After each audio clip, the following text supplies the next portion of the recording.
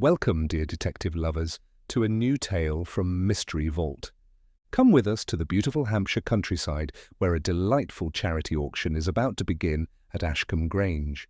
But beneath the polished surfaces, a fascinating secret lies hidden, a mysterious portrait, and a claim that will change everything.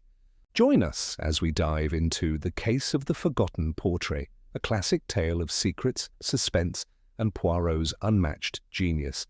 And if you enjoy this journey, please consider subscribing, giving this video a thumbs up, and sharing your thoughts in the comments below. Let the story begin. Chapter 1. The Ashcombe Charity Auction. The morning mist still clung to the rolling Hampshire hills as our Daimler purred its way towards Ashcombe Grange.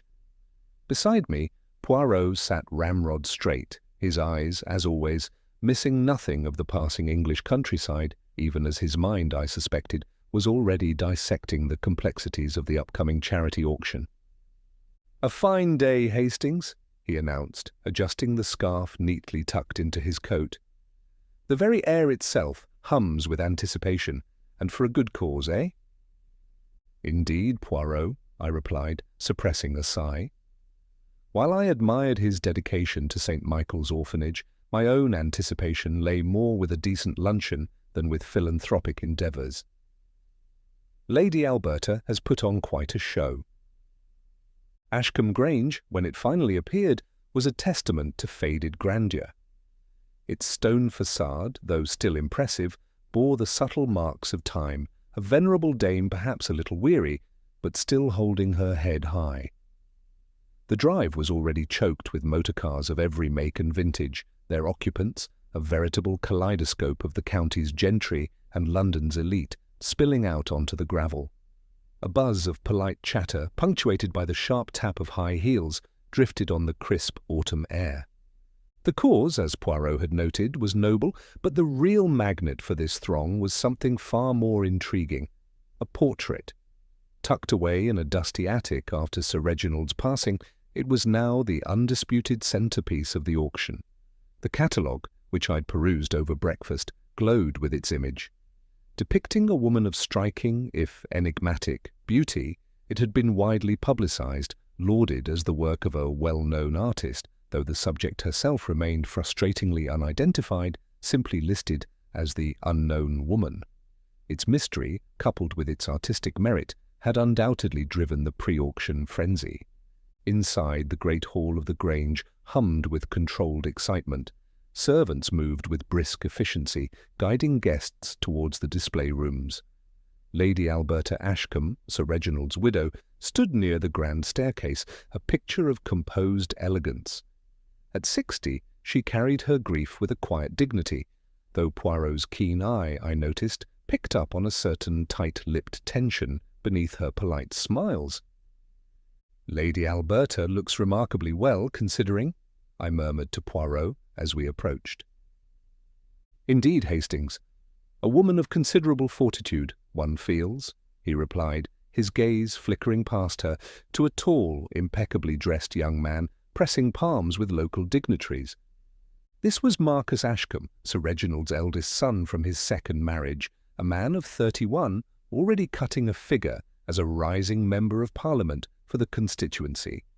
He exuded an air of polished confidence, his handshakes firm, his smile practiced. His focus, even amidst the family's loss, seemed resolutely fixed on maintaining the Ashcombe name's unblemished social and political standing. "Marcus is very much his father's son, you see," Lady Alberta remarked to us as we greeted her, a faint note of pride in her voice, though her eyes held a weariness that belied her composed facade. Not far off, observing the scene with a sharper, more detached gaze, stood Clara Ashcombe, Marcus's younger sister. At 27, she possessed an undeniable wit, apparent in the subtle arch of her brow as she watched the throng. There was a complexity about her, a hint of a difficult relationship with her late father, but her loyalty to her mother was palpable. She simply offered a curt, acknowledging nod in our direction before turning her attention back to the swirling crowd. "A strong young woman, that," I commented to Poirot. And observant, mon ami, he countered. She misses little. Our progress through the throng was slow. Poirot, ever the magnet for interesting characters, paused to exchange pleasantries with a distinguished gentleman whose very movements seemed steeped in an almost surgical precision. This was Mr. Julian Crawford, Sir Reginald's long-serving solicitor. He answered Poirot's few innocuous questions with seamless professionalism, his discreet manner so perfected as to be almost invisible. Yet Poirot's eyes narrowed almost imperceptibly.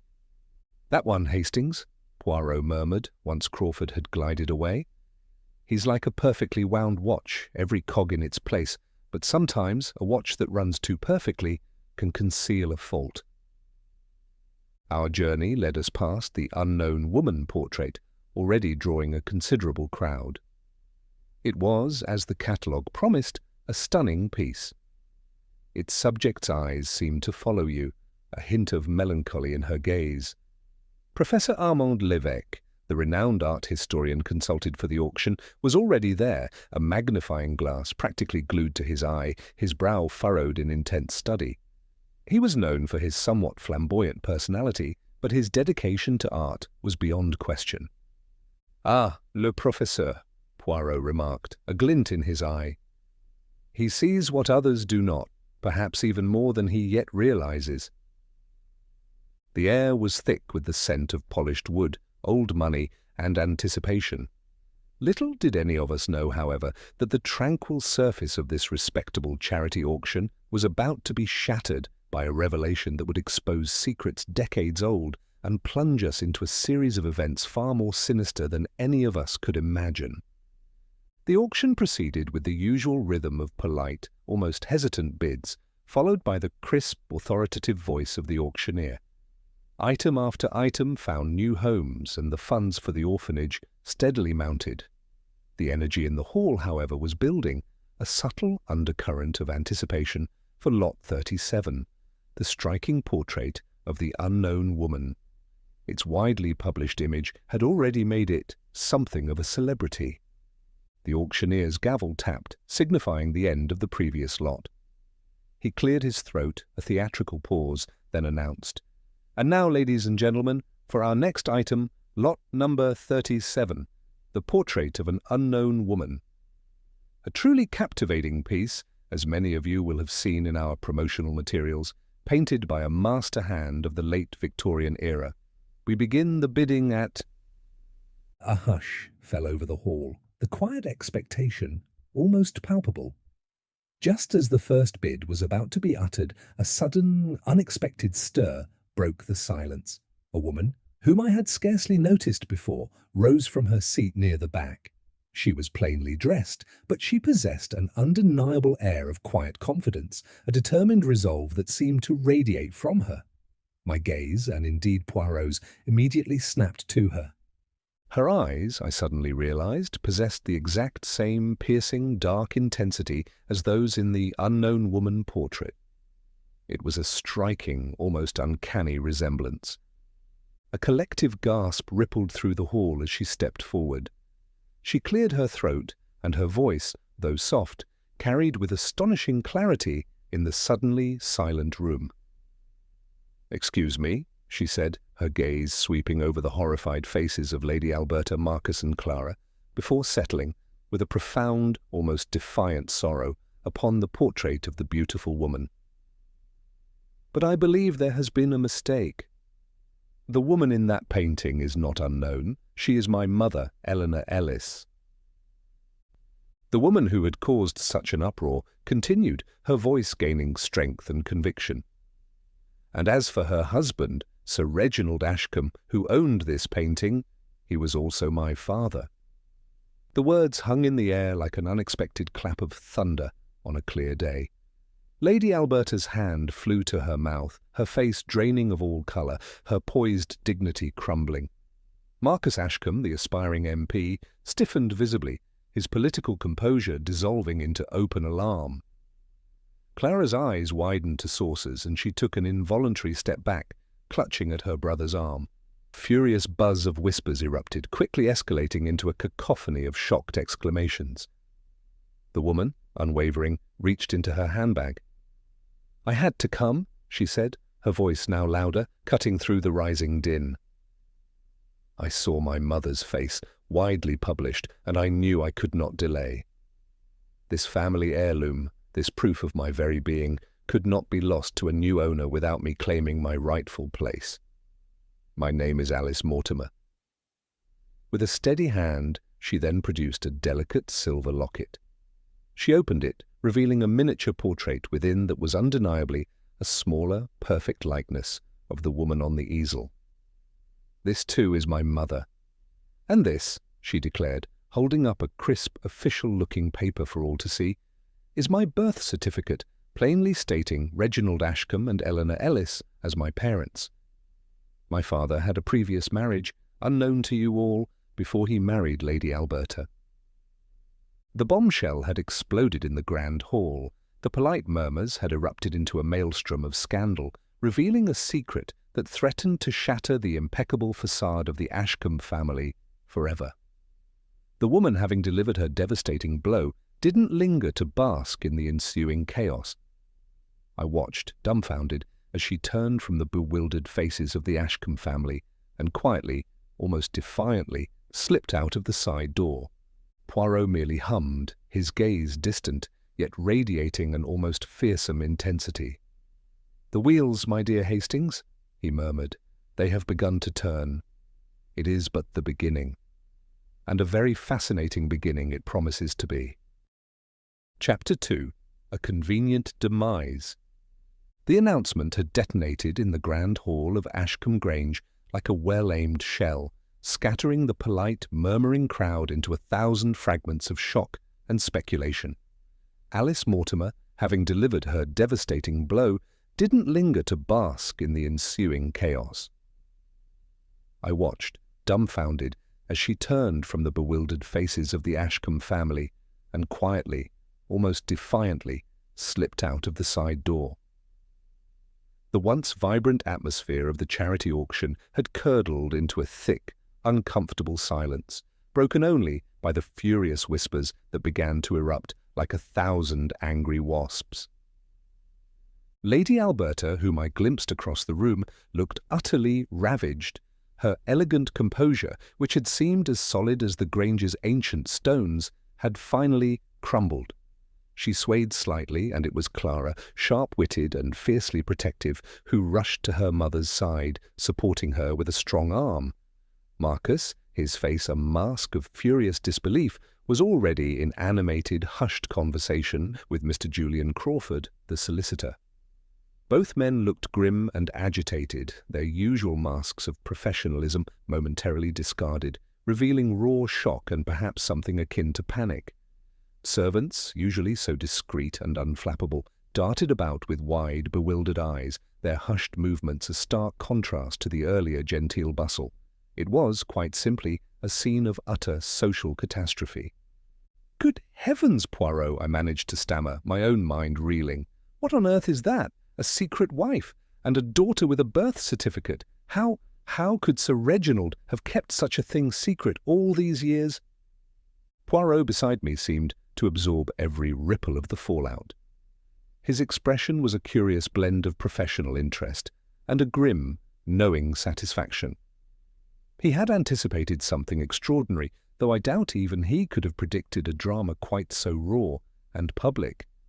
Within minutes, the auction, now rendered utterly meaningless, was effectively abandoned. Guests, their appetite for bidding quite gone, began to filter out, their gossip already a tangible thing hanging in the humid air, promising a scandal that would reverberate through the county for weeks. As the hall slowly emptied, we learned from a discreet word passed by one of the agitated servants that Alice Mortimer had taken a small, rented cottage in the nearby village. A humble dwelling, I imagined, in stark contrast to the grandeur she had just disrupted. "Well, Poirot," I said again, once the immediate hubbub had subsided, feeling the need to vocalize my bewilderment. "That was certainly a turn-up for the books. What on earth will they do now?" Poirot merely hummed, his gaze distant, already turning inward. "The wheels, my dear Hastings," he murmured, almost to himself. "They have begun to turn. It is but the beginning." His eyes, however, held a glint that suggested he anticipated a beginning far more complicated than I could possibly imagine. The beginning, indeed.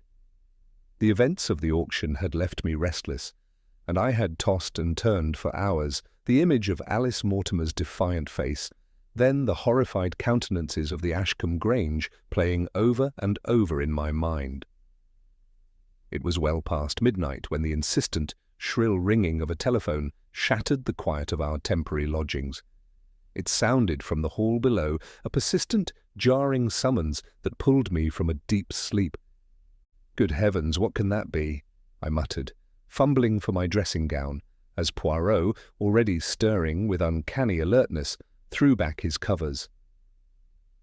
A moment later we heard hurried footsteps, and then the muffled sound of a receiver being lifted in the hall below. A hushed voice, followed by the rapid ascent of footsteps. Then a sharp, discreet rap on our door.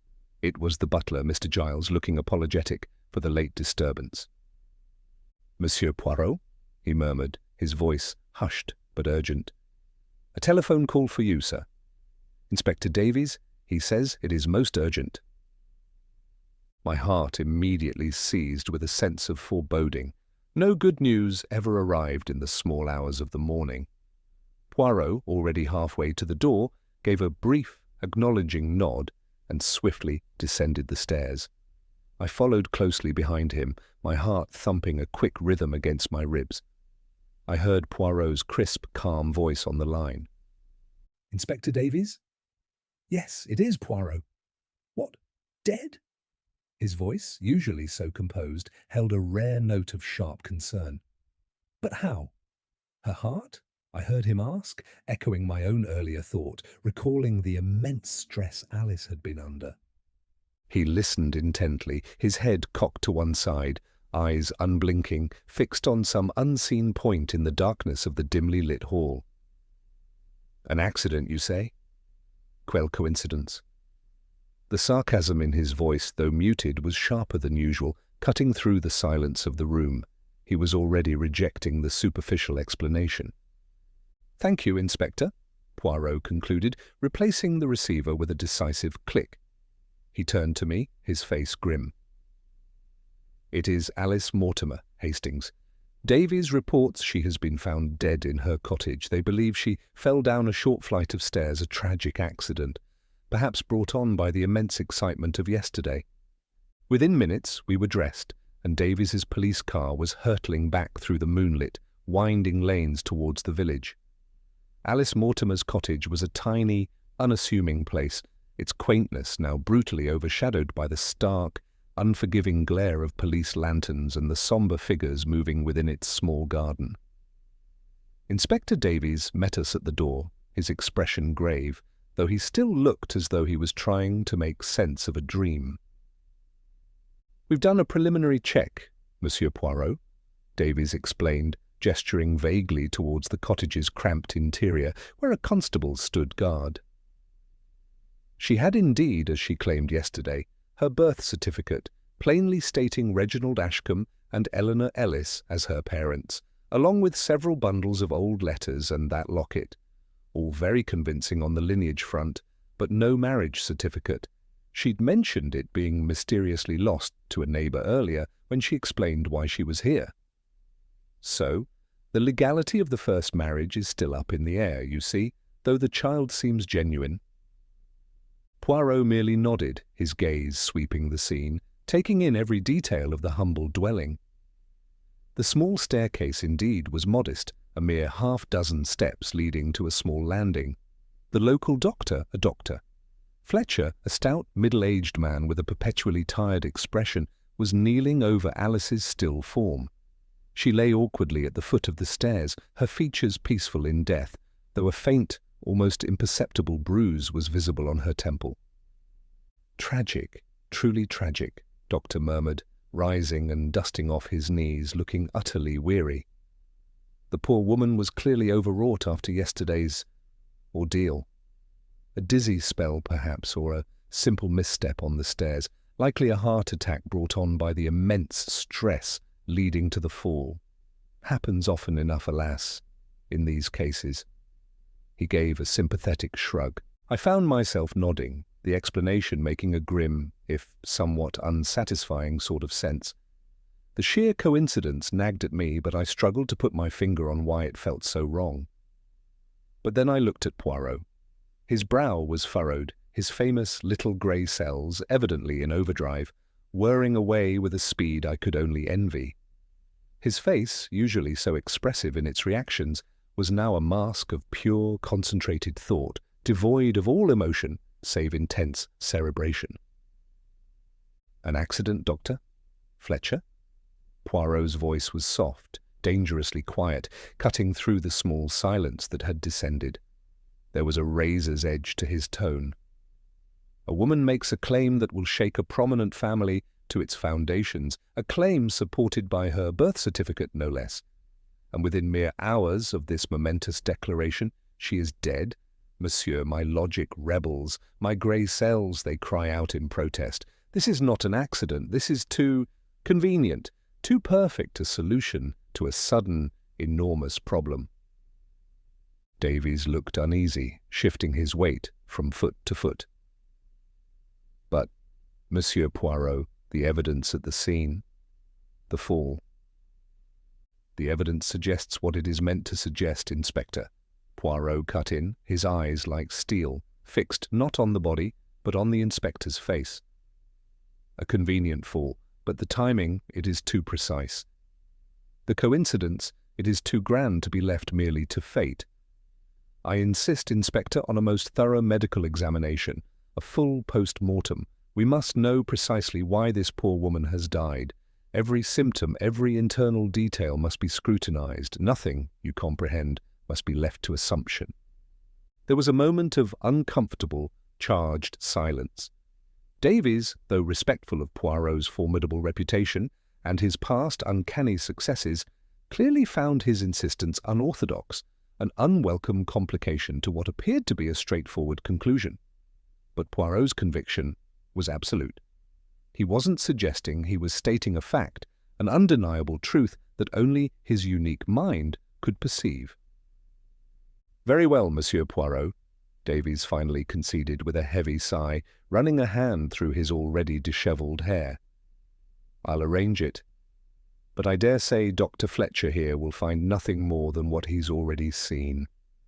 A simple fall, brought on by a weak heart." How wrong he was. A few hours later, as the dawn light began to filter weakly through the cottage windows, Dr. Fletcher returned. He looked utterly shaken, his tired expression replaced by one of profound shock and a touch of professional humiliation. "Monsieur Poirot," he began, his voice strained, almost to whisper, "you were right. I couldn't believe it at first. It wasn't just a fall. There was a subtle, fast-acting poison in her system, administered very recently, perhaps less than an hour before her death. It appears, remarkably, to mimic the symptoms of a sudden, fatal heart attack. A very clever, very untraceable sort of poison, monsieur." A chill ran down my spine, far colder than the early morning air. Poison. Not an accident at all, a cold, calculated murder. My initial shock at Alice's death was now replaced by a chilling certainty. This was no coincidence, no stroke of bad luck. This was a deliberate act of malice. Shortly after, Lady Alberta Ashcombe approached Poirot. She was visibly distraught, her face pale and drawn, the polite composure of the previous day completely shattered.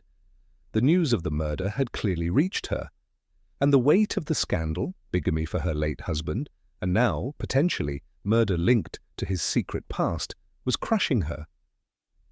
She looked at Poirot with pleading eyes, a desperate hope clinging to her features. "Monsieur Poirot," she choked out, her voice trembling, "you must help us. You must clear Sir Reginald's name. This is impossible. He simply would never have done such a thing." Poirot merely nodded, his gaze already distant, mapping out the labyrinth ahead, the intricate threads of motive, opportunity, and means already beginning to weave themselves in his mind.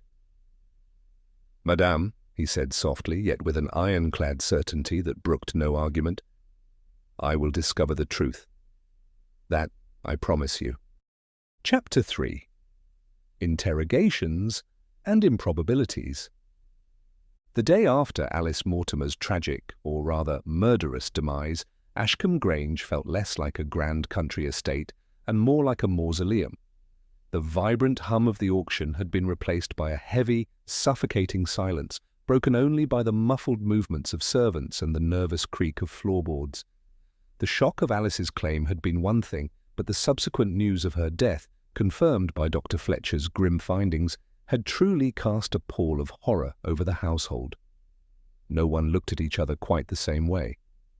Poirot, however, moved with an almost cheerful purpose, seemingly unaffected by the oppressive atmosphere.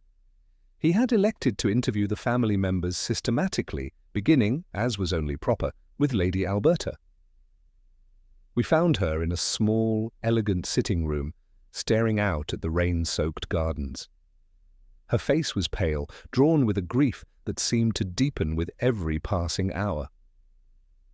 "Madame," Poirot began gently, taking a seat opposite her, I beside him, notepad ready. "My deepest condolences once more. This is a most distressing affair." Lady Alberta turned, her eyes red-rimmed. "Distressing, Monsieur Poirot? It is a nightmare. My Reginald, a bigamist, and now this poor woman, his supposed daughter, murdered. It is unbearable. I can assure you I knew absolutely nothing of this. Eleanor Ellis." She wrung her hands. "My husband was the most honourable, the most truthful of men. He simply could not have had a secret life like that. It would be entirely out of character." "And Sir Reginald never spoke of any prior marriage, any old acquaintances from his youth, before your union, madam?" Poirot pressed, his voice deceptively mild. "Never. Not a word," she insisted, her voice rising with genuine distress. "Our marriage was perfect, Monsieur Poirot. I would have known. He told me everything. This is a cruel, cruel falsehood, meant to blacken his good name." Her sincerity, I thought, seemed beyond question. She was genuinely distraught, consumed by the potential blemish on Sir Reginald's reputation. Next was Marcus Ashcombe, whom we found in his study, pacing like a caged tiger. The political polish of the previous day had worn thin, revealing a man deeply concerned with damage control. "This is an absolute disaster, Monsieur Poirot," he declared, running a hand through his perfectly coiffed hair. "A scandal of the first order. My father's will, as you know, is perfectly straightforward. All assets were bequeathed to my mother and his children from their marriage, precisely as one would expect. There was no mention of any other family, none at all." "And you, Monsieur Ashcombe, had no inkling of this Eleanor Ellis? No family whispers? No old letters, perhaps?" Poirot inquired, his eyes unlinking. Marcus scoffed. "Absolutely not. My father was a man of impeccable integrity. A secret wife and child? Preposterous. This Alice Mortimer, whoever she was clearly an opportunist. And now, well, it's tragic, of course, but it only complicates matters further for the estate. My concern now is protecting the family name from this sordidness." His pragmatism, I observed, was almost chilling in its detachment. He seemed more concerned with public relations than with the grim reality of a murder. Finally, we spoke with Clara in the morning room. She was less agitated than her brother, but a deep furrow creased her brow. "It's all so incredibly confusing," she admitted, picking idly at a loose thread on the armchair. "Father always seemed so upright, so honest. To think he might have kept such a secret. It's a bitter pill to swallow. I don't understand it at all." "And you, mademoiselle, have never heard the name Eleanor Ellis?" Poirot asked. "Or perhaps seen a portrait, perhaps in a hidden corner, long ago?" Clara shook her head. "Never. I've been over every inch of this house since father passed, sorting things. I found nothing of the sort. Just that one portrait, the one at the auction, stashed away in the attic. It was always called the Unknown Lady as far as I knew. If father had a secret, he kept it remarkably well hidden from us. She looked genuinely bewildered, a mix of hurt and utter mystification in her eyes. Poirot listened to each of them with an attentive silence, his head slightly cocked, his fingers often steepled beneath his chin. Each member of the Ashcombe family presented a united front. Absolute ignorance of Eleanor Ellis and any prior marriage combined with a fierce protectiveness of Sir Reginald's memory. And yet I knew one crucial piece of paper, Alice's birth certificate, had already poked a gaping hole in their carefully constructed reality. The air, despite their denials, was thick with secrets, waiting for Poirot to uncover them. The family interviews completed, Poirot turned his attention to Mr. Julian Crawford, Sir Reginald's long-serving solicitor. We found him in a temporary office set up in the Grange's library, a room filled with towering bookcases and the scent of old leather. Crawford sat behind a large oak desk, piles of legal documents neatly stacked before him, embodying an air of almost clinical order. He greeted us with a polite, unsmiling nod. "Monsieur Crawford," Poirot began, settling into an armchair opposite the desk, "we are, of course, interested in Sir Reginald's affairs, his will, his estate. Everything seems, from what Marcus tells us, perfectly in order." "Precisely so, Monsieur Poirot," Crawford replied, his voice smooth and devoid of inflection. "Sir Reginald was meticulous.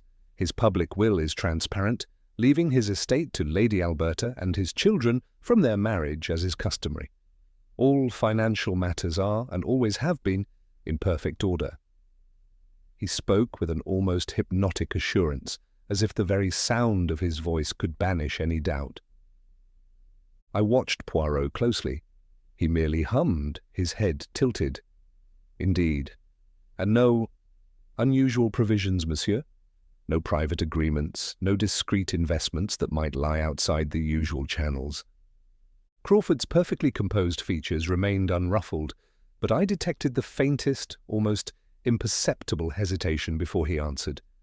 It was no more than a breath, a fraction of a second, but Poirot's eyes, I knew, would have caught it. Sir Reginald's affairs were always conducted with the utmost propriety and discretion. His investments were sound, though naturally, certain financial arrangements remain private to the family, as is their right. Nothing that would concern the police, I assure you. "A man of Sir Reginald's wealth and standing," Poirot continued, his voice still gentle, "might occasionally require a discreet hand, a confidential ear, for matters not intended for the wider world, perhaps a difficult family matter or an old indiscretion."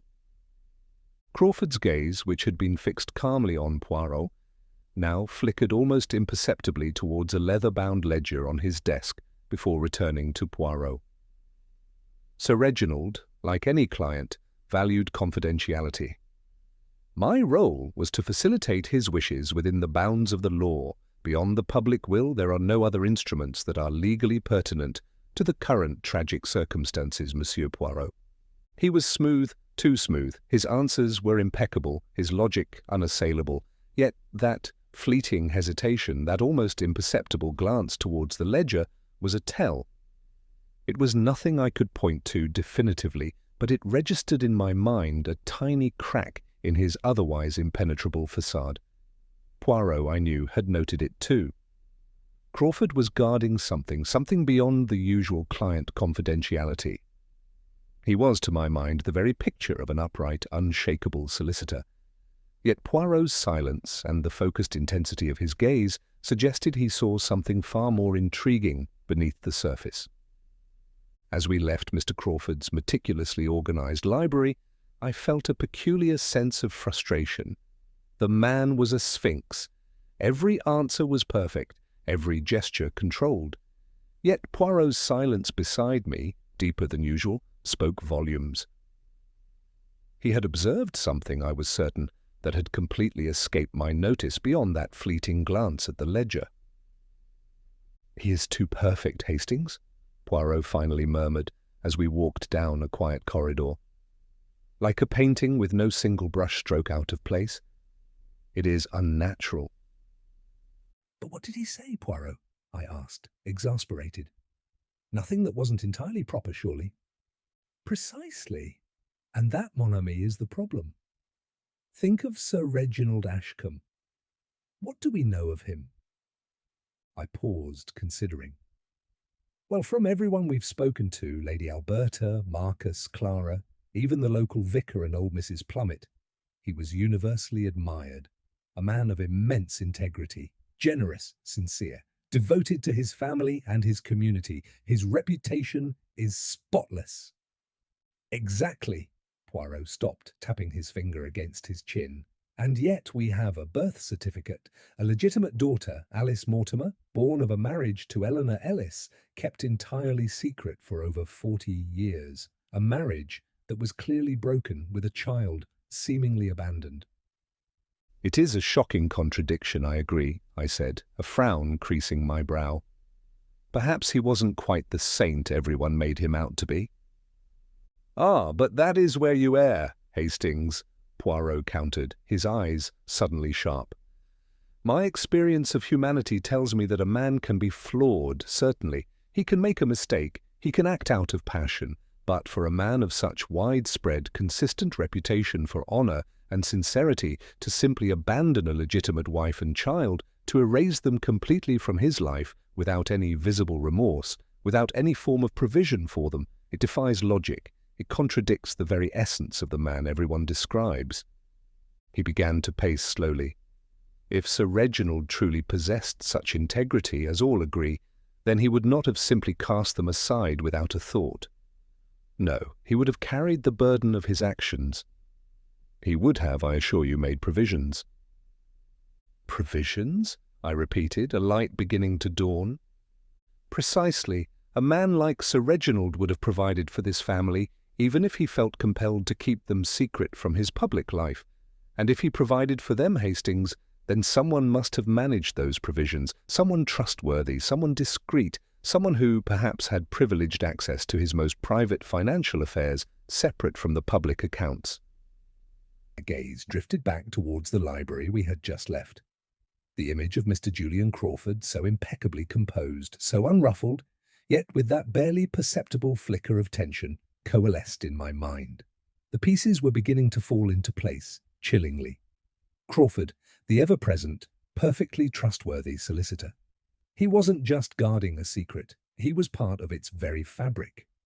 The discrepancy in Sir Reginald's character, as Poirot saw it, pointed not to Sir Reginald's hidden villainy, but to someone else's.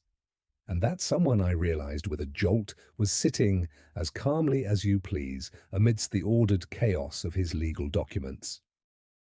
Chapter 4. The Vague Clause and the Deduction. The news of Alice Mortimer's murder, especially the stark revelation that it was poison, not a fall, that had claimed her life, had sent a fresh ripple of profound unease through the county.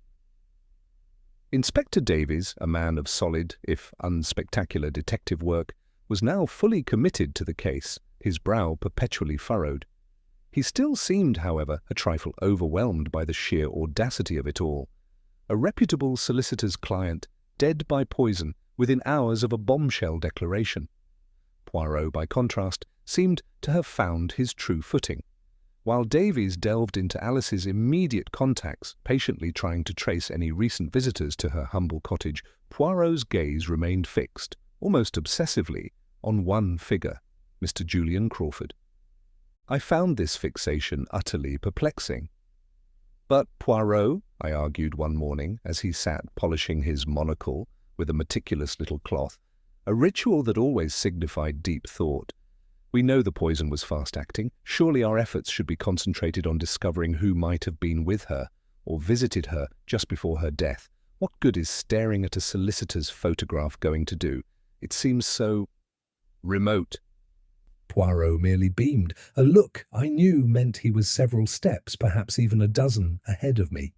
Ah, my dear Hastings, you see the tree, but I see the forest.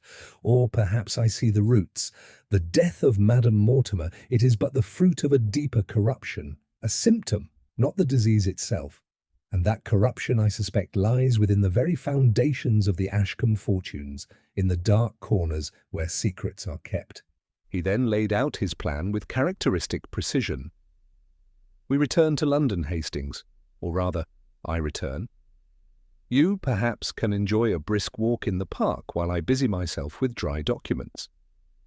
No, no, he added, seeing my crestfallen face. You shall accompany me. Your presence is, as ever, invaluable. We must obtain a certified copy of Sir Reginald Ashcombe's last will and testament. Not merely the details as told by Monsieur Crawford, which are, I am sure, perfectly accurate for the public record. No, Hastings, we require the official registered document itself from the principal probate registry, every word, every clause. I frowned, a familiar sense of confusion creeping over me. But Crawford explained the will, didn't he? It seemed quite straightforward. The estate to Lady Alberta for life, then to Marcus and Clara. No mention of Alice or any prior arrangement. Why delve into it again? Poirot gave a dismissive flick of his hand, a gesture of impatience with my literal mindedness. Precisely, my dear Hastings. Too straightforward, perhaps. A public will is a public document, designed to be understood and accepted by all, but within such documents, monsieur, there can be clauses, provisions that grant certain powers, trustees appointed, things which, while perfectly legal and seemingly innocuous to the uninitiated eye, can grant enormous, shall we say, latitude to certain individuals. A discretion that could be abused. He paused, his eyes narrowing slightly. And for a man of Sir Reginald's character, he continued, his voice taking on a thoughtful, almost philosophical tone, a man of such universally acknowledged generosity and integrity, as everyone insists, a man who clearly loved Eleanor Ellis deeply, to simply abandon a legitimate daughter, a daughter whose birth certificate, let us not forget, names him as her father, it offends my very sense of logic. Such a man does not simply forget such a responsibility. There must be an explanation, a provision, a secret provision perhaps managed by one whom he trusted implicitly, one who would keep it hidden from the wider world and even from his second family. He looked at me then, his eyes twinkling with a knowing light. And who, Hastings, did Sir Reginald trust implicitly, with all his affairs for decades, who managed every nuance of the Ashcombe finances? The answer was, of course, Julian Crawford. My stomach did a little flip. The idea that Crawford, so utterly respectable, a man whose very existence seemed predicated on legal probity, could be involved in anything untoward, much less such a deep-seated deception, seemed preposterous to my conventional mind. Yet, with Poirot, one learned that the preposterous often held the key to the truth. One learned to listen, however outlandish the suggestion. The journey to London was swift and efficient, as all Poirot's movements tended to be when he had a specific objective in mind. He wasted no time in securing the certified copy of Sir Reginald's will from the principal probate registry, a vast, imposing building that seemed to hum with the quiet secrets of 1,000 departed souls. Back in our Jermyn Street flat, the document, stiff and official, smelling faintly of old paper and dust, was laid out on his desk. The late afternoon light, filtered through the window, fell directly upon it. I watched as Poirot, spectacles perched on his nose, began his meticulous examination. He took his time, painstakingly reading every line, every clause, his lips moving silently as he absorbed the dense legal jargon. His finger, an instrument of precise inquiry, slowly traced the lines of text, pausing here and there. I tried to follow along, but my eyes quickly glazed over. The language was dry, repetitive, filled with Latin phrases and obscure legal precedents. It seemed a rather dull affair, quite unlike the thrilling chase scenes one imagined for detectives, yet I knew this was where Poirot truly excelled, in the quiet, painstaking dissection of facts. Minutes stretched into what felt like an hour, punctuated only by the distant rumble of London traffic and Poirot's soft hums of contemplation or an occasional grunt of satisfaction. My attention, ever prone to wander from the abstruse, began to drift towards the street outside, until a sudden, sharp intake of breath from Poirot brought me back with a jolt. He pushed the document slightly towards me, his finger, resting on a paragraph near the very end, almost buried amongst the administrative details, as if deliberately placed to escape the casual glance of anyone but the most assiduous examiner. "Behold, Hastings, the very thing I suspected. It is here, tucked away, almost as if designed to escape the careless eye." I leaned in, straining to read, my heart beginning to quicken. It was a dense passage indeed, but my eyes eventually found the key phrases. The clause, hidden like a viper in the grass, indeed appointed Mr. Julian Crawford as the sole trustee of a private and distinct residual trust. There were vague instructions for its administration upon certain unspecified conditions, and most crucially, the beneficiaries of this trust were conspicuously not named within the public document itself. This was the very loophole Poirot had anticipated. I looked up, bewildered, a cold premonition beginning to dawn. A private trust? But why would Sir Reginald do that? And who are the beneficiaries if they're not named here? Poirot sat back, a triumphant gleam in his eyes, radiating an almost palpable satisfaction. "Precisely, my dear Hastings. The who is now quite clear, is it not? It is our poor Madame Mortimer. Sir Reginald, tormented by his conscience, and unable to acknowledge them publicly without shattering his reputation and that of his family, had indeed established this trust to provide for his first wife, Eleanor Ellis, and later, more significantly, for their daughter, Alice. He made this secret arrangement, entrusting its very existence and its considerable funds to his most trusted solicitor, a man he believed of unimpeachable integrity, a man who would faithfully carry out his wishes without public exposure." He tapped the document with a precise finger. "And as for the why this particular mechanism, a secret trust, was chosen, it is so that the details, the specific beneficiaries, the sums involved, the very existence of Eleanor Ellis and Alice need never appear on any public record. It is utterly discreet, utterly private, a ghost in the Ashcombe family's ledger, if you will." A chilling understanding began to settle in the pit of my stomach. "Discreet," I repeated slowly, the word now carrying a sinister resonance. "Meaning, no one else would ever know about it? No one could ever check on it?" "Precisely, Hastings. This is the very crux of the matter, the heart of the deception, and the chilling seed of the crime," Poirot exclaimed, rising from his chair to pace the small room with agitated energy. "Do you see? The inherent discretion of such a trust means its accounts are not subject to any public auditing.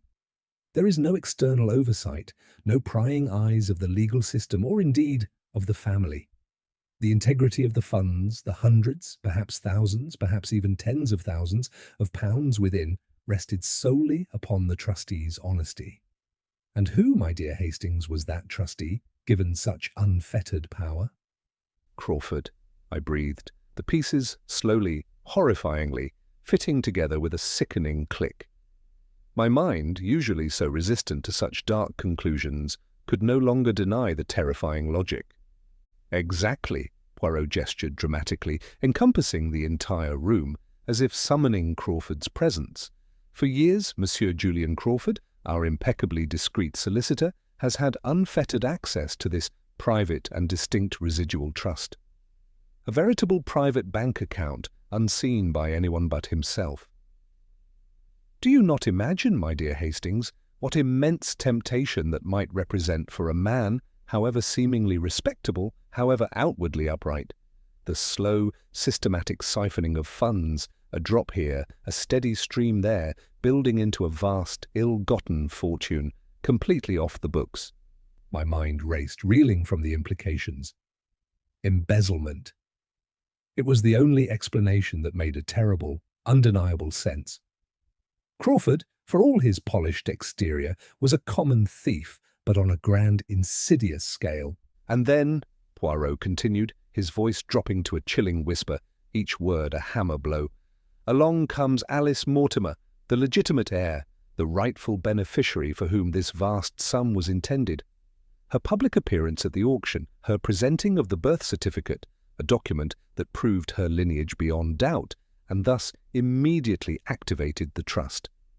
It meant that Crawford, who had believed his secret perfectly safe, would suddenly, imminently, be called upon to render a full, transparent accounting of the trust, to explain where the money had gone, to reveal his long-running systematic fraud. His comfortable, secret theft was on the verge of being exposed. The horrifying truth crashed over me with the force of a physical blow.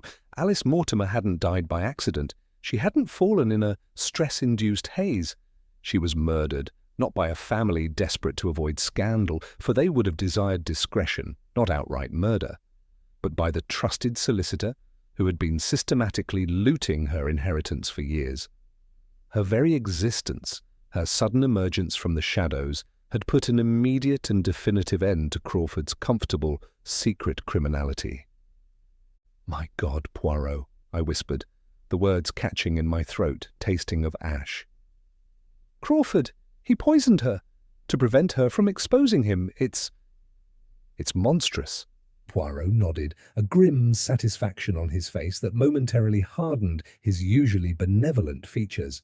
"The motive, Hastings, has crystallized, as neat, as precise, and as utterly ruthless as our Monsieur Crawford himself. The man of order, you see, committing the perfect orderly crime, designed to look like a mere unfortunate happenstance. But the truth? It has its own order, does it not?" His gaze, usually so full of life and a twinkle of amusement, was now cold and hard, fixed on some distant, chilling point.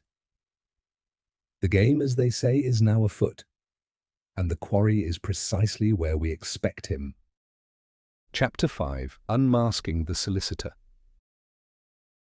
The revelation of Crawford's potential motive, gleaned from the obscure clause in Sir Reginald's will, had electrified Poirot. I confess it still seemed a stretch to me. Mr. Julian Crawford, the very picture of respectability, a man whose quiet demeanour and impeccably starched collars seemed incapable of harbouring such dark intent, yet Poirot's logic, once set in motion, was as relentless as a well-oiled machine. He wasted no time in shifting the gears of our investigation, now squarely focused on the seemingly innocuous solicitor. "So, Hastings," Poirot announced one morning, over our customary breakfast of perfectly boiled eggs, "we must now investigate our Monsieur Crawford's, how shall I put it, unprofessional interests, and his finances." "Unprofessional interests? His finances?" I echoed, trying to imagine the staid solicitor engaged in anything more scandalous than collecting stamps, let alone hiding vast sums of money. Precisely. Every human being possesses interests beyond their daily bread. Sometimes these interests can be, shall we say, illuminating, Poirot said, giving me a significant look. "We seek to know, for instance, if our precise Monsieur Crawford has any unusual fascination with plants, exotic ones, perhaps, or a curious library filled with old texts on chemistry, or, most intriguing, any distant acquaintances, perhaps a retired apothecary. These, Hastings, could speak to the means." But then his expression grew even more serious. "And now to the motive. The secret trust, it existed. The money, it should be there for Madame Mortimer. But if my deduction is correct, it is not. So we must find where it is. Inspector Davies," Poirot continued, having already dispatched a telegram, "will conduct discreet inquiries into Monsieur Crawford's personal financial dealings, unexplained wealth, sudden investments, accounts that do not align with the known salary of a respectable solicitor, properties perhaps acquired seemingly from nowhere. For a man who has systematically embezzled funds for years, there must be a trace, somewhere, the solid evidence of his theft." I, meanwhile, found myself engaging in rather awkward conversations with various villagers, under the pretext of gathering anecdotes for a local history society article. I spoke to the vicar, the postmistress, even old Mr. Henderson, who ran the village pharmacy and seemed to know everyone's business. No one had ever seen Mr. Crawford do anything more exciting than tend his perfectly manicured rose bushes. "He's a quiet man, sir," old Henderson told me, polishing a glass bottle. "Always very proper, doesn't hold with much frivolity. Mind you, his father, old Crawford, the one before him in the firm, he was a bit of an amateur botanist. Had a greenhouse full of rare orchids, so I heard. But young Julian, not so much." I relayed this to Poirot, His father, a botanist. Could that be it, Poirot? Perhaps a family interest inherited? And as for money, everyone says he lives very modestly, drives a sensible car, no ostentatious displays. Poirot hummed thoughtfully. An interesting detail, my dear Hastings. It suggests a familial exposure to the world of flora, does it not? And from plants, one moves naturally to their properties. Inspector Davies, in his search of Monsieur Crawford's effects, must pay particular attention to any old books on botany or any obscure texts on toxicology. Even medical history could also prove fruitful, however discreetly they might be hidden. Then a few days later, a thick envelope arrived from Inspector Davies's office, addressed to Poirot. Inside were copies of bank statements and a detailed inventory of items found in Crawford's seldom-used London flat. Poirot laid them out on the table with an air of grim satisfaction. "Ah, my dear Hastings, the fruits of our inspector's labour and the true picture of Monsieur Crawford's modesty." Poirot pointed to the bank statements. "Observe these transactions, not large, sudden sums, no, but a continuous, steady flow of smaller amounts transferred over many years to a series of discrete accounts in the Channel Islands, funds that, when accumulated, represent a sum far, far beyond what a solicitor of his known salary could possibly acquire. Here is the solid evidence of the embezzlement, Hastings, the trust fund systematically siphoned away." He then showed me a list of items from Crawford's flat. "And here, concerning the means," Poirot said, a glint in his eye, "following a duly obtained search warrant for Monsieur Crawford's London flat, Inspector Davies's men discovered, amongst his late father's old botanical texts, a remarkably well-preserved copy of A Compendium of Lethal Flora, published in 1888. It contained detailed sketches and descriptions of various poisonous plants, their extracts, and hand-written annotations in a script strikingly similar to Julian Crawford's, specifically highlighting dosage and symptoms for compounds that precisely mimic cardiac arrest. Furthermore, a small glass phial no larger than a man's thumb was found hidden amongst a collection of antique inkwells. This, my dear Hastings, demonstrates his thorough, precise knowledge of the poison, and indeed the means by which it could have been administered. With the solid evidence of a poisoner's past and the stark proof of hidden wealth now unequivocally damning Crawford, Poirot turned his attention to the precise chronology of Alice Mortimer's last hours. "We must reconstruct hour by hour, Hastings, the movements of our esteemed solicitor. On the night Madame Mortimer met her untimely end, the murderer, he must have had the opportunity." Inspector Davies's men were already on this. They interviewed Alice's immediate neighbours, discreetly asking if anyone had seen visitors to her humble cottage. There was an elderly couple next door, the Mrs. Higgins, who kept a keen eye on everything.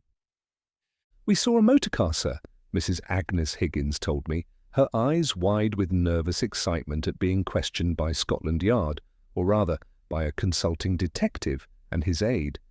"A dark, respectable-looking motor car, pull up just after dusk, and a gentleman got out. Very neat he was. Couldn't quite make out his face in the fading light, but he had a way about him, a very official-like way, if you catch my meaning." "Could you identify him again?" I pressed. She shook her head. "Oh, no, sir. Too dark. But he carried a briefcase." Poirot's eyes gleamed. "It sounds precisely like Monsieur Crawford, my dear Hastings. And what would Monsieur Crawford's reason be to visit Madame Mortimer, a woman who had just publicly accused his late client of bigamy and whose claims would now throw the Ashcombe estate into utter disarray? To clarify her rights, or discuss the documentation, I suppose," I mused. "As her father's solicitor, even if secret, it would be plausible." "Excellent, my dear Hastings. Precisely the reason. A professional pretext to arrange a private meeting, perhaps to offer her a private settlement, a bribe to keep her silent, now that the trust was activated, or simply to, shall we say, understand the full extent of her claims before they became even more public?" Poirot then directed Davies to specifically question Crawford about his whereabouts and activities on that crucial evening. Crawford produced a perfectly airtight alibi, or so it seemed. He claimed he had been working late in his London office, intending to take the last train down to Winchester, arriving well after midnight. His clerk, a young man named Mr. Finch, initially confirmed Crawford's presence at the office, stating he had seen him there late in the afternoon. Crawford had even gone so far as to make a point of discussing a complex, late-running client matter with Mr. Finch, ensuring the clerk would form the impression he intended to be there for hours. "Too precise," Poirot murmured, tapping a finger on the police report. "The gaps, Hastings, are often found in the very precision of the alibi." And indeed, these meticulous inquiries yielded fruit. Inspector Davies's further questioning revealed the crucial flaw.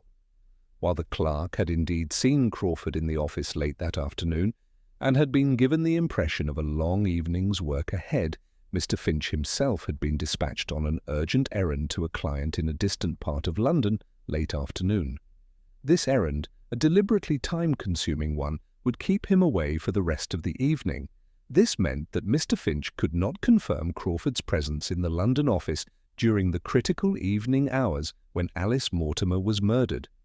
This was the crucial discrepancy. It meant that after Mr. Finch, the clerk, departed on his long errand, Crawford was free to leave his London office, taking an early evening train back to Winchester. This allowed him to return to Winchester, retrieve his car, and drive to Alice Mortimer's cottage after dusk, as observed by the Mrs. Higgins. After committing the murder, he could then drive his car home, completing his meticulously constructed deception of a late, legitimate arrival by train. His alibi began to unravel under the weight of these small, yet significant, discrepancies, establishing his opportunity. One crisp afternoon, as we were taking a constitutional walk through the village, Poirot paused abruptly outside a particularly well-kept cottage, its garden a riot of late-season colour. It was, of course, Mr. Julian Crawford's residence. "Ah, observe, my dear Hastings," Poirot murmured, his eyes sweeping over the flower-beds. "A truly admirable display of cultivation, the precision, the order. It speaks volumes of the owner." My gaze followed his. The garden was indeed immaculate, with the flower-beds meticulously edged, but then I noticed what had caught Poirot's eye. Nestled amongst a vibrant bed of deep red and creamy white roses, providing a striking, almost theatrical contrast, were several tall, stately spires of monkshood, their hooded, deep purple blooms standing out against the softer petals. It was an unusual, almost jarring combination for a casual gardener. Just then Mr. Crawford himself emerged from his front door, dressed in his gardening clothes, still impeccably neat, of course, carrying a small trowel. He spotted us and offered a polite, if somewhat stiff, smile. "Good afternoon, Monsieur Crawford," Poirot greeted him warmly. "I confess Hastings and I were just admiring your truly magnificent garden. The roses are superb, but I must comment on this particular arrangement here." He gestured towards the monk's hood. "An unusual, yet remarkably striking, contrast with the roses. It creates quite the dramatic effect." Crawford's smile tightened almost imperceptibly. "Ah, yes, Monsieur Poirot, my monk's hood. It is a rather bold choice, I suppose, but I keep it in memory of my late father. He was, as you may know, an amateur botanist of some renown, particularly fond of unusual specimens. He always believed in the beauty of contrast, even in the garden. He had a passion for all flora, you see, not just the conventionally pretty ones." "Indeed," Poirot said, his eyes never leaving Crawford's face. "A fascinating legacy, to appreciate all of nature's intricacies, even those with hidden qualities." He let the implication hang in the air for a moment, then, with a polite nod, steered the conversation to the weather. I started to see it too, the very qualities that had initially made Crawford seem so respectable, his discretion, his precision, his unruffled calm, now seemed imbued with a chilling undertone. His very impeccability now felt like a mask. The garden, once a symbol of his ordered life, now seemed to whisper of secrets, of a hidden knowledge. Chapter 6. A Ghost from the Past. With the motive for Alice's murder now chillingly clear, Poirot's focus, as always, shifted from the who to the why, and even more profoundly, the how. But not the how of the poison, not yet. This time, he was delving into the why of Sir Reginald Ashcombe's profound secret, the secret that had set this whole tragic drama in motion. We spent days immersed in dusty parish records, old newspaper archives, and obscure legal registers. Poirot dispatched telegrams and made telephone calls to various contacts in London and beyond, patiently piecing together a story that stretched back decades. My role often was to ferry documents, make tea, and listen, interjecting with what I hoped were intelligent questions. One evening, Poirot finally laid out his findings.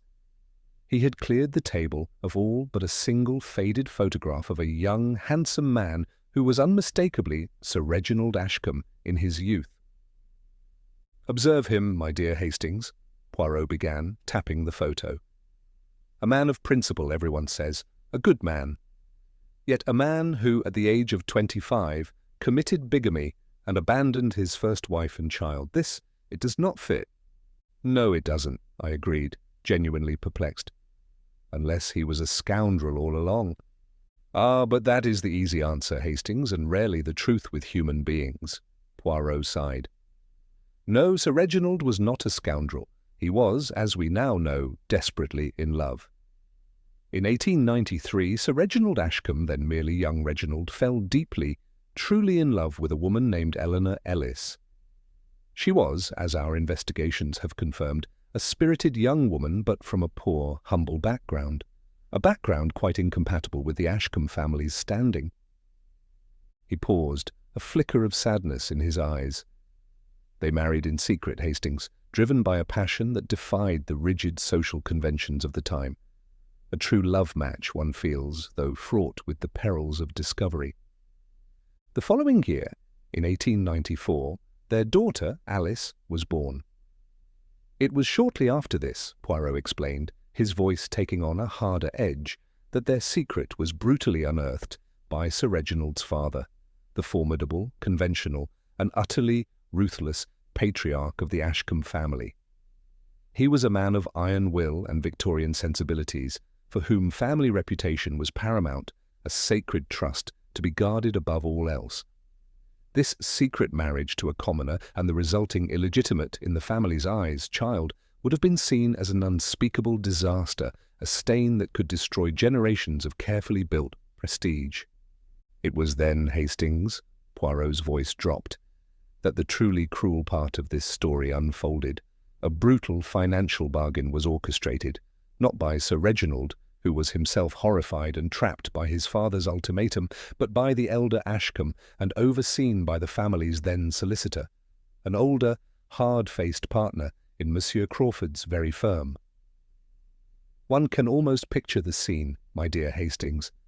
A tense, grim meeting in a hushed London office, with young Eleanor perhaps clutching her infant daughter, facing down the formidable power of the Ashcombe dynasty and their unyielding legal representative.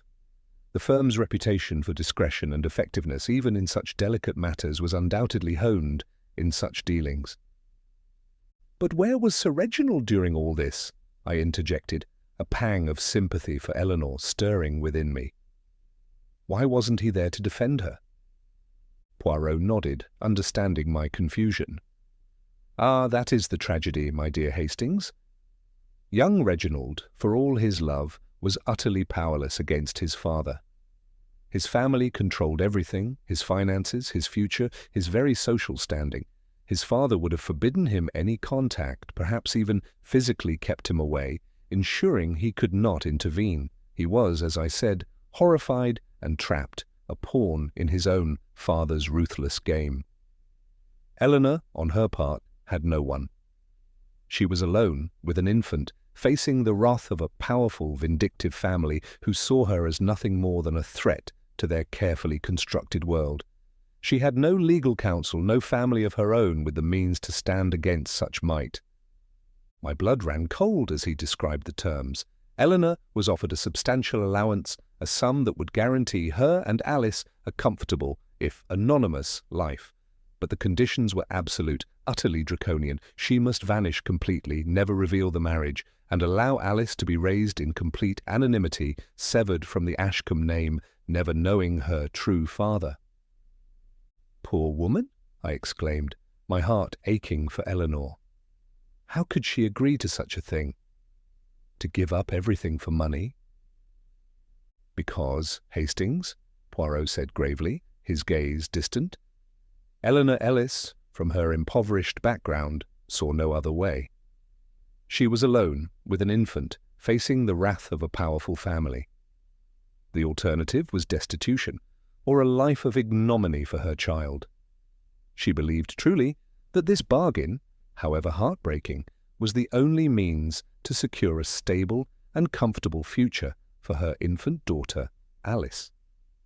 It was a sacrifice born of profound, desperate maternal love, despite the utter loss of her true identity and the crushing of her spirit." Poirot then explained a crucial detail that had maintained the decades-long silence. This allowance for Eleanor and Alice was not paid through the main Ashcombe family accounts. Oh no, that would have left a paper trail, you see, easily discoverable upon the death of the senior Mr. Ashcombe, or later, Sir Reginald. Instead, it was paid out through a discreet third party, a specific, trusted, external lawyer in London, or a very private bank account, entirely separate from all of Sir Reginald's main legal dealings. This ensured absolute secrecy, keeping the entire affair completely off the Ashcombe books and, crucially, out of direct sight of their principal solicitor, Monsieur Crawford, for decades. He was kept informed of the existence of such an arrangement later by Sir Reginald, of course, but the payments were always channeled through this external party to ensure absolute separation and deniability. So Crawford wouldn't have known about Alice then, directly from his firm's records of the main family finances, I asked, seeing the intricate web. "Not in his official capacity as solicitor for the main Ashcombe affairs, my dear Hastings," Poirot clarified. "He was explicitly bound by Sir Reginald's father's, and later by Sir Reginald's own, desperate desire for absolute secrecy regarding this particular arrangement. The man's pride, you see, was paramount. He inherited not only his father's wealth, but also his father's shame." Eleanor Ellis, Poirot concluded, lived out her life quietly, perhaps heartbroken, dying a few years after the bargain was struck. But Sir Reginald, though he went on to marry Lady Alberta and build a new, respectable life, carried the burden of his guilt and the memory of Eleanor always. "In his later years, my dear Hastings," Poirot continued, "Sir Reginald could no longer bear the thought of his first daughter, his legitimate child, being simply unprovided for. His profound integrity, buried for so long under the weight of family honour, finally resurfaced, and so he established the secret trust." "With Crawford as trustee," I realised, the whole picture finally clicking into place. "Precisely. Crawford, the very man whose firm had helped orchestrate the initial secrecy, was now given the solemn responsibility of remedying it. Sir Reginald, believing Crawford to be a man of honour, entrusted him with Alice's inheritance, meant to be given to her when the time was right, or when she was discovered." "But how did Alice find out?" I pressed. "She seemed so certain turning up at the auction like that."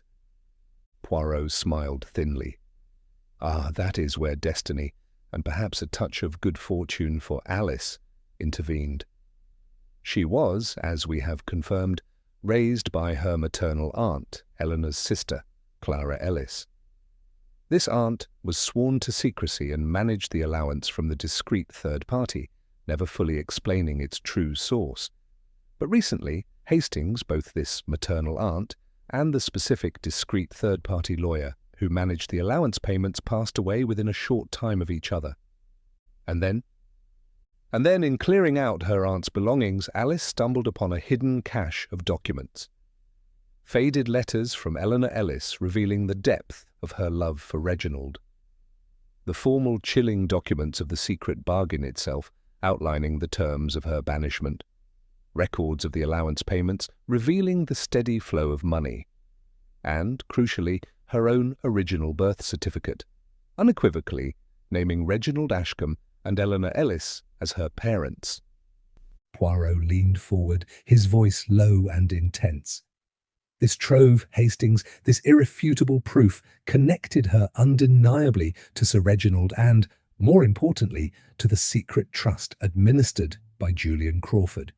She saw her inheritance, understood the long injustice, and armed with her birth certificate, she marched straight to Ashcombe Grange, ready to claim her due. A claim that, for Monsieur Crawford, meant utter ruin. The sheer audacity of the whole long-running deception and the subsequent desperate acts of murder to keep it buried left me feeling quite cold. The past, it seemed, was never truly buried, merely waiting for the right moment to rise and demand its accounting, with terrible consequences for those who sought to suppress it. Chapter 7. The Art of Exposure.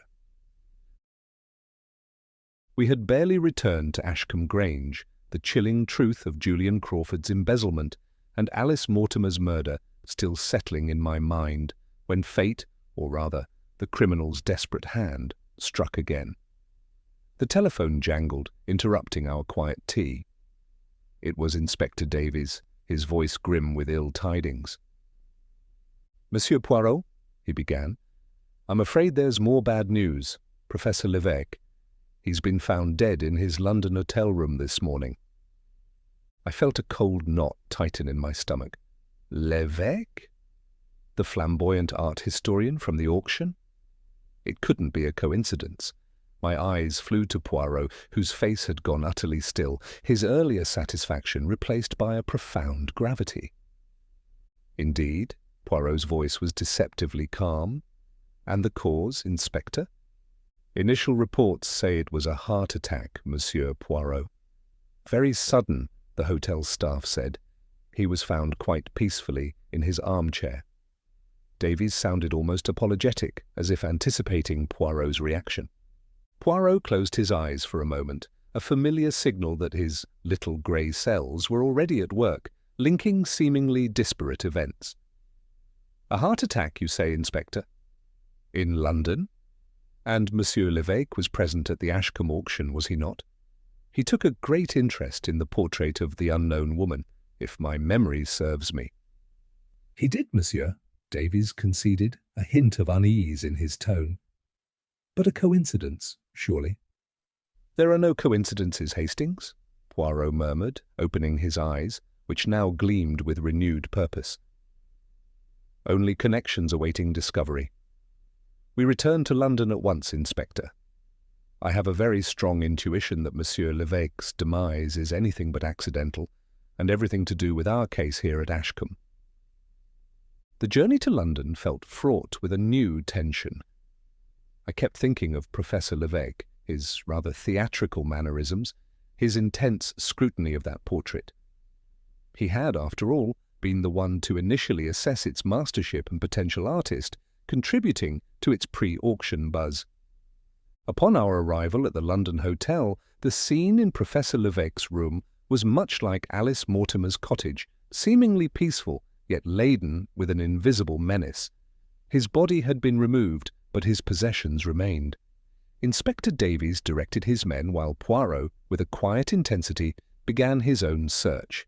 He went straight to the professor's desk, cluttered with notebooks, art books, and various photographic plates.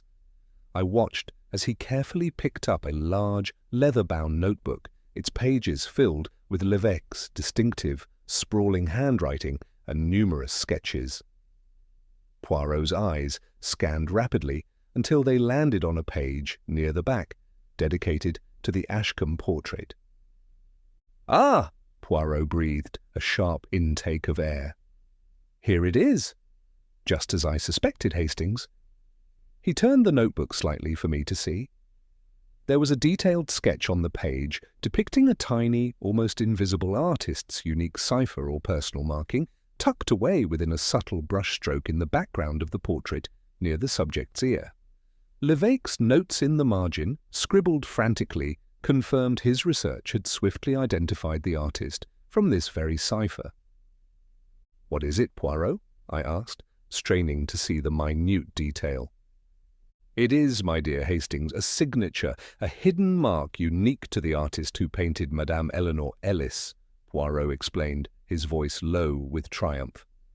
L'évêque, the meticulous academic that he was, had clearly been spurred by Madame Mortimer's shocking public claim at the auction.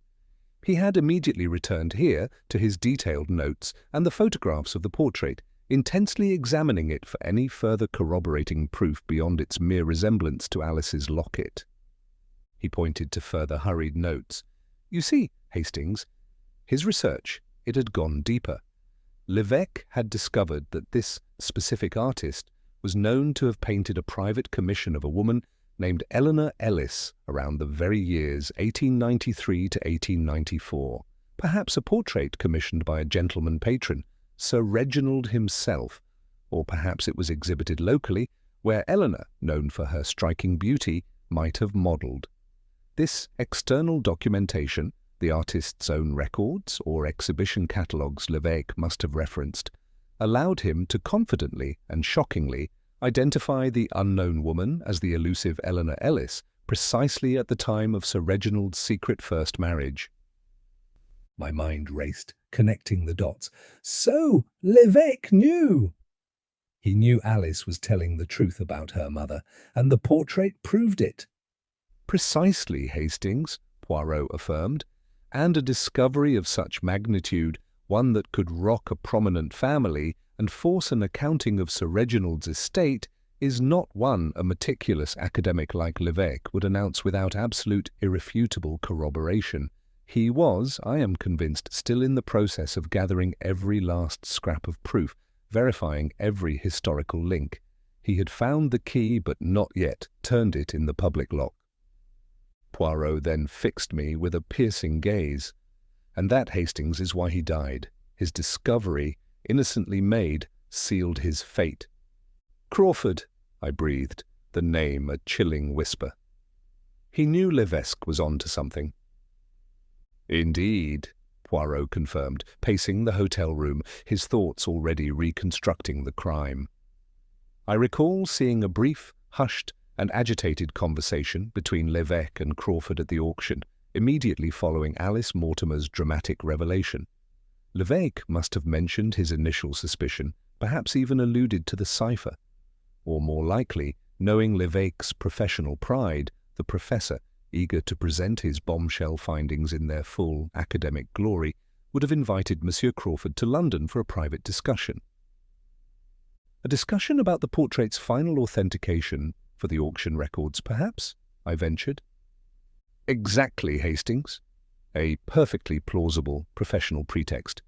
This meeting, arranged directly by the unsuspecting professor, provided Monsieur Crawford with the perfect, opportune moment. L'évêque was a direct, living witness to the truth that Crawford was so desperate to bury. He knew that if L'évêque made his findings public, the secret trust and Crawford's long-running embezzlement would be exposed beyond a shadow of a doubt, even without the lost marriage certificate." Poirot stopped, his voice gaining a cold, hard edge. "The motive, my dear Hastings, for L'évêque's murder is identical to that of Alice Mortimer. To silence the witness before his knowledge could activate the scrutiny of the secret trust. And the method? It was the very same subtle, fast-acting poison used on Alice Mortimer, designed to mimic a natural heart attack." I shuddered. The sheer, chilling repetition of the crime was horrifying.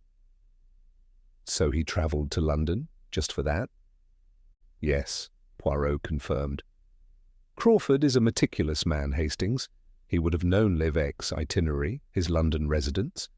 He would have planned it to perfection, administering the poison and leaving before the effects took hold, ensuring L'évêque's convenient and seemingly natural demise.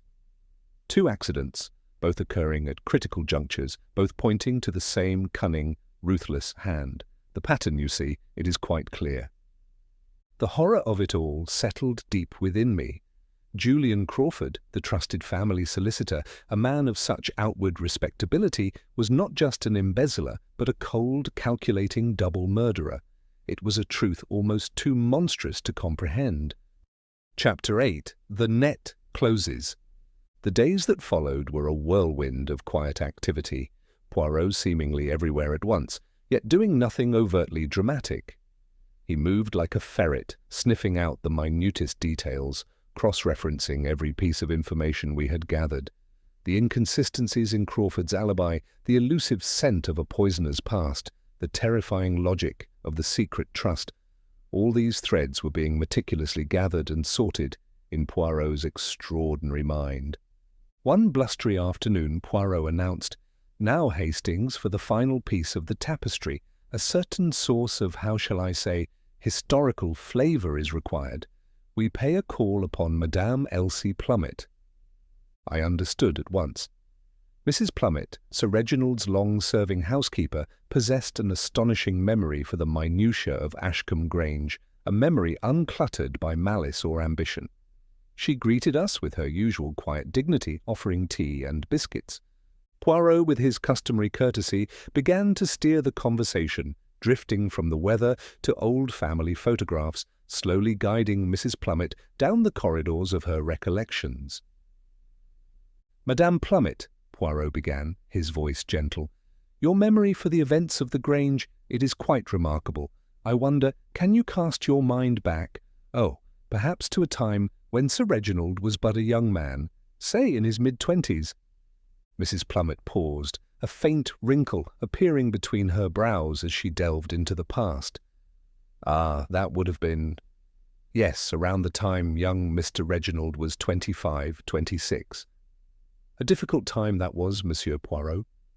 There were hushed rumours, you see, a great calamity hanging over the house, though none of us staff truly knew the why of it. Just a heavy feeling, like thunder in the air. And did you, by chance, ever observe anything specific during that calamity, madame? Poirot pressed, his eyes fixed on her. She nodded slowly.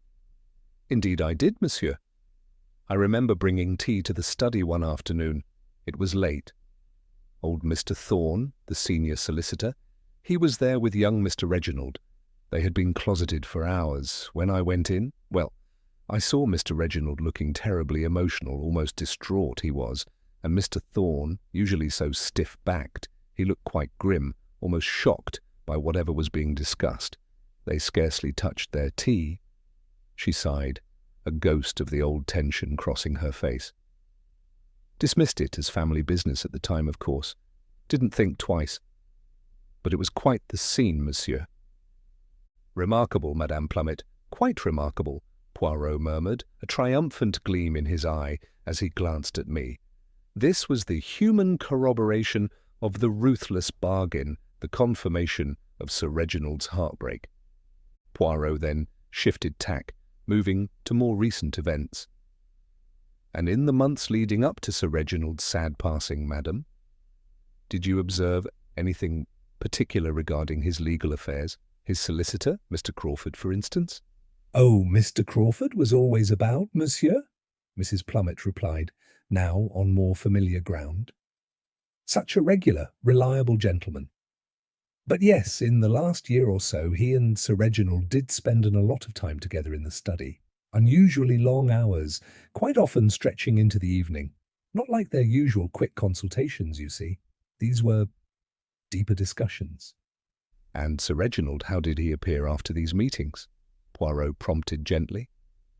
Pensive, monsieur, always a bit pensive, but sometimes, strangely, lighter too, as if a great weight had been lifted or carefully put down. He'd often ask for a quiet brandy in his study after Mr. Crawford had left. She paused, considering. It was different. He was a changed man, perhaps, but in a good way, I always thought.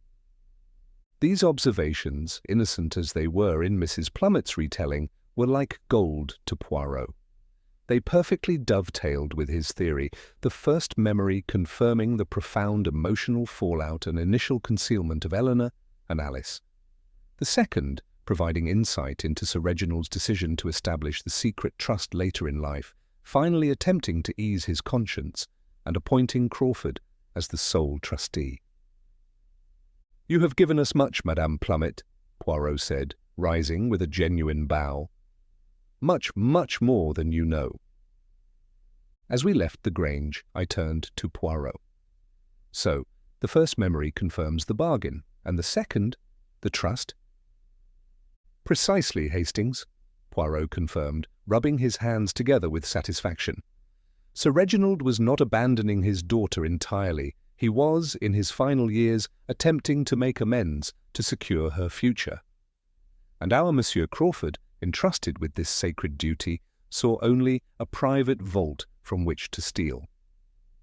The conversations Mrs. Plummet overheard, the private hours in the study, that was Sir Reginald establishing the trust, perhaps even revealing the full, painful truth of his past to Crawford, who then saw his opportunity for prolonged embezzlement.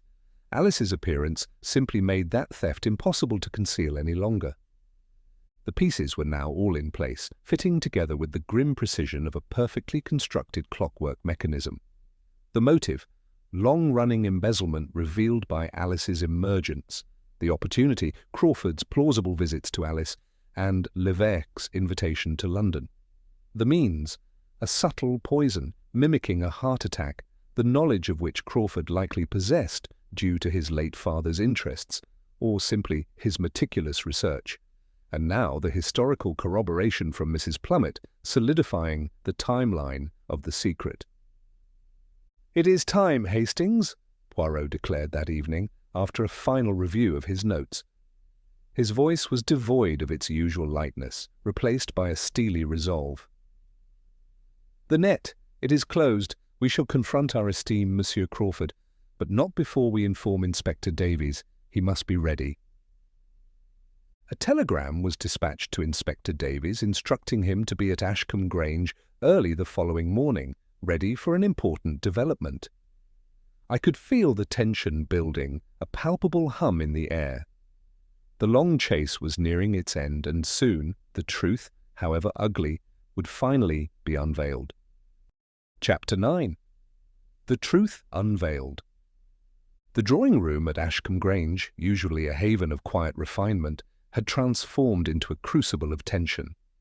The heavy velvet curtains were drawn, casting the room in a subdued, almost funereal light, despite the lamps that had been lit.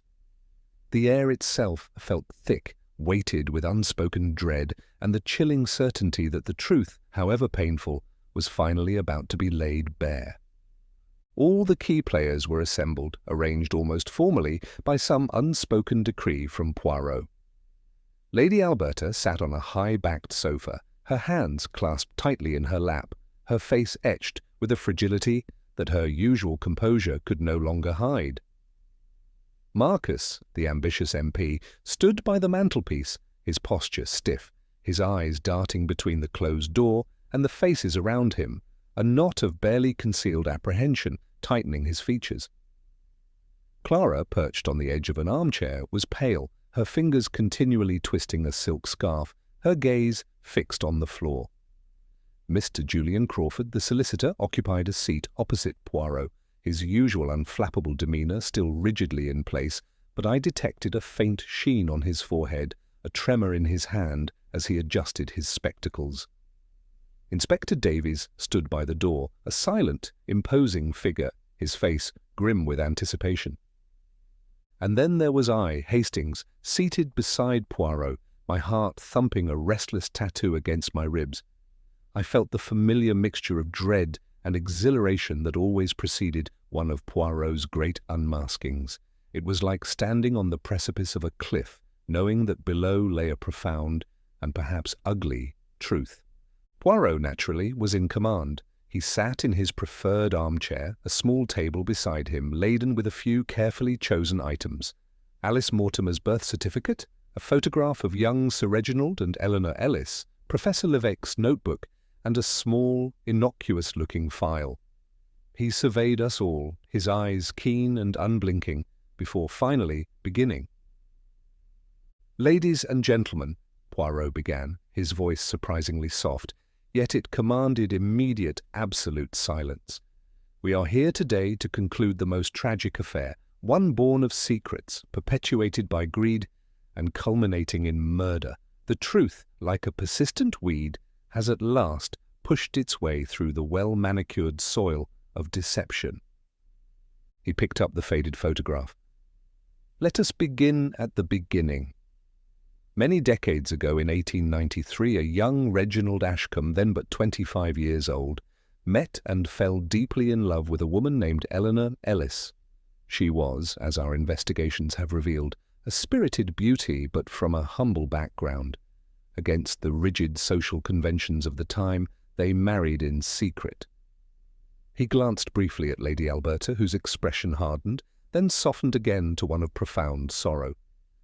A year later, in 1894, their daughter Alice was born.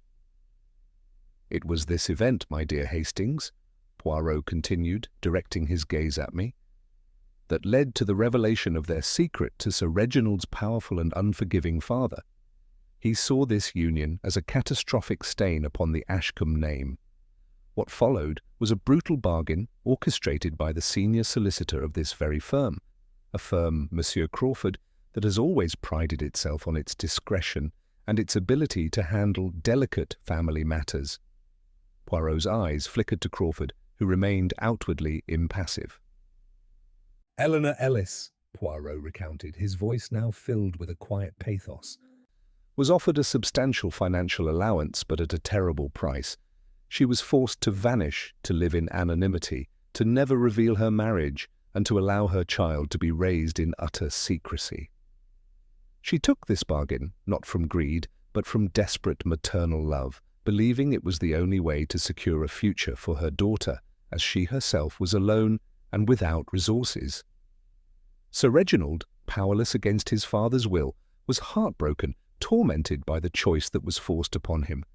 Her own fate, to live out her days in quiet isolation, unable to acknowledge her great love or her child, was indeed tragic.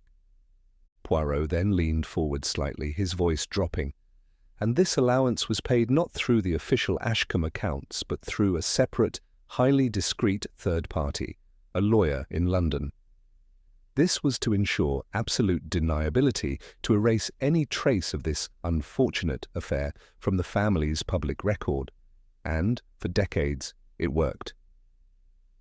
He placed the photograph down and picked up the will. But Sir Reginald, a man of conscience, never forgot. In his later years, burdened by guilt, he sought to atone. He established a secret trust for Alice, his legitimate daughter, intending her to inherit a substantial sum, and for the trustee of this deeply private, non-public, non-audited fund, he chose Mr. Julian Crawford. A faint tremor finally ran through Crawford. He tried to clear his throat, but no sound came. Ah, the very essence of trust and discretion, Poirot went on, his voice laced with bitter irony. And here lies the true motive for murder, because a secret trust by its very nature is not subject to public auditing. Its integrity rests solely on the trustee's honour. For years, Monsieur Crawford, our impeccably discreet solicitor, had unfettered access to this substantial fund. He embezzled it, systematically and meticulously, piece by piece, until it was all but gone. A gasp broke from Lady Alberta. Marcus stared at Crawford, horror dawning on his face. Then out of the blue, like a ghost from the past, Poirot's voice sharpened, came Alice Mortimer. She arrived at the auction, armed with her birth certificate, undeniable proof of her parentage, and her compelling story. Her appearance triggered the activation of that secret trust, forcing Monsieur Crawford to finally render an account. An account he could not give, for the money was gone. Alice Mortimer was not merely an inconvenience. She was the living, breathing audit that would expose his decades of fraud. Poirot picked up the small file, and so on that very night, Monsieur Crawford, using his professional status as cover, visited Alice Mortimer in her cottage. He administered a subtle, fast-acting poison, one that mimics the symptoms of a sudden, fatal heart attack. He looked directly at Crawford. A convenient accident, was it not, monsieur? Designed to remove the threat, quickly and quietly. Crawford's face was ashen, but he said nothing. But, Monsieur Crawford, you were not yet finished, eh? Poirot continued, picking up Lévesque's notebook. Then came Professor Lévesque, a renowned art historian, whose initial evaluation of the unknown woman portrait had swelled its auction value. But after Alice's stunning revelation, Monsieur Lévesque returned to London, spurred to re-examine the portrait, seeking further proof of her claim. And he found it, a hidden artist's unique cipher which, through his meticulous research into the artist's records, confirmed the sitter as Eleanor Ellis, Sir Reginald's first wife. A discovery that would have added undeniable weight to Alice's claim, exposing the truth of the secret trust even further, and implicating you, Monsieur Crawford, still deeper. Professor Lévesque, in his academic zeal, invited you to London, Monsieur Crawford, Poirot pressed, his voice like a gavel, to discuss his findings, and there, in his hotel room, you administered the very same poison, once again creating the perfect heart attack. Two convenient accidents, monsieur, too convenient for Hercule Poirot. Poirot laid out the evidence, piece by damning piece. The birth certificate of Alice Mortimer, naming her parents as Reginald Ashcombe and Eleanor Ellis, now fully confirmed by records from Somerset House. The clause in Sir Reginald's will identifying you, Monsieur Crawford, as the sole trustee of the private trust. The doctor's findings confirming the same, identical poison in both victims. Mrs. Plummett's keen observations of the initial calamity in 1894, and then your long private meetings with Sir Reginald years later, as he burdened you with the establishment of the trust, Professor Lévesque's notebook, his cipher, his research into Eleanor Ellis, and finally, your own meticulously constructed yet ultimately fragile alibis full of little gaps and inconsistencies under the proper scrutiny. Poirot stood, his stature somehow magnified, his finger pointed directly at Crawford. The little grey cells, Monsieur Crawford, they have seen the truth. You murdered Alice Mortimer to hide your theft. You murdered Professor Lévesque to bury the final, irrefutable proof. You, Julian Crawford, are a cold-blooded murderer. For a long moment, Mr. Julian Crawford remained frozen, his face ashen, his eyes wide and unblinking, caught in the relentless glare of Poirot's logic. Then a shudder ran through him, profound and visceral. His impeccably constructed facade, so carefully maintained for decades, finally, irrevocably, crumbled. A sound, half gasp, half sob, escaped his lips. He tried to speak, perhaps to deny, but the words seemed to catch in his throat, choked by the sheer weight of the evidence. His shoulders slumped, his gaze falling to the floor, defeated.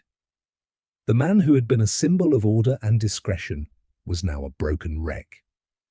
Inspector Davies, a man of few words but decisive action, stepped forward. Julian Crawford, I am arresting you on suspicion of the murders of Alice Mortimer and Professor Armand Lévesque. He produced a pair of handcuffs, the metallic click sounding unnaturally loud in the suddenly silent room. Crawford offered no resistance. The aftermath was a tableau of profound sorrow and stunned realization. Lady Alberta wept openly, her elegant hands covering her face, not just for her late husband's secret, but for the shocking betrayal by the man she had implicitly trusted. Marcus, still pale, looked from the arrested solicitor to his mother, a complex mix of relief, devastation, and a dawning, terrible understanding clouding his eyes. His father's reputation, the very thing he had so carefully guarded, was now irrevocably tainted, yet the truth had been uncovered. Clara, too, was quietly crying, perhaps for the sheer ugliness of the deceit. Her tears were a complex tapestry of grief for Eleanor's tragic fate and the profound shock of Crawford's monstrous betrayal. As Davies led Crawford away, the door closing behind them with a soft click that somehow finality, I turned to Poirot. The room felt lighter, yet the weight of human tragedy still hung heavy in the air. "It's over then," I said, a little breathlessly. Poirot nodded, a weary but satisfied expression on his face. "The puzzle, my dear Hastings. It is solved. The truth, it has prevailed." He then looked around the quiet room, at the lingering sorrow of the Ashcombe family. But the consequences, they linger always. I reflected on Poirot's unparalleled brilliance, the way his little grey cells had meticulously uncovered the intricate layers of secrecy, greed, and desperation.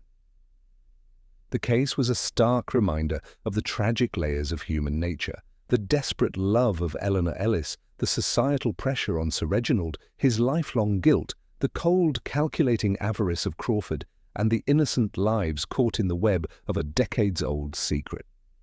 It was a dark tale of hidden motives and unintended consequences, a testament to the fact that the past, however deeply buried, almost always finds a way to surface, demanding its reckoning.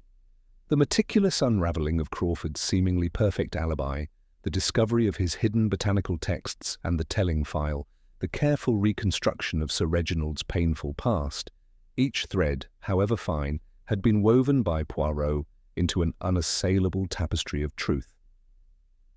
And as the silence settled once more over Ashcombe Grange, a profound sense of justice, hard-won and bittersweet, finally descended.